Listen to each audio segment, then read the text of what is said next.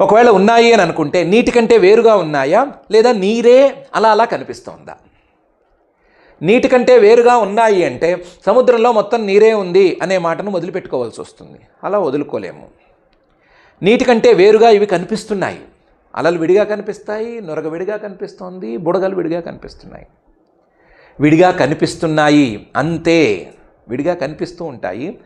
ఆ నీటి యొక్క కదలిక లేదా నీటి యొక్క విన్యాసం మారినప్పుడు అది ఒక తరంగంలానో లేదా నొరగలానో లేకపోతే బుడగలానో కనిపిస్తూ ఉంటుందే తప్ప ఈ నీరు కాకుండా పోలేదు.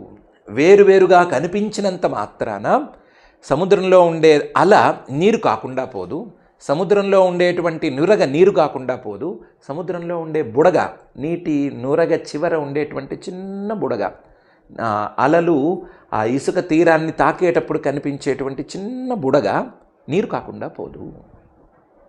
కాబట్టి నీరు ఒకటే అయినా ఈ మూడు వేరువేరుగా కనిపిస్తున్నట్లుగా, లేదా ఈ మూడు వేరువేరుగా కనిపిస్తున్నా సరే ఇవేవి నీటి కంటే భిన్నం కావు అని ఒప్పుకున్నట్లుగా పరమాత్మ అనే ఆయన ఒకడే అయినా సరే వేరువేరుగా కనిపిస్తున్నాడు.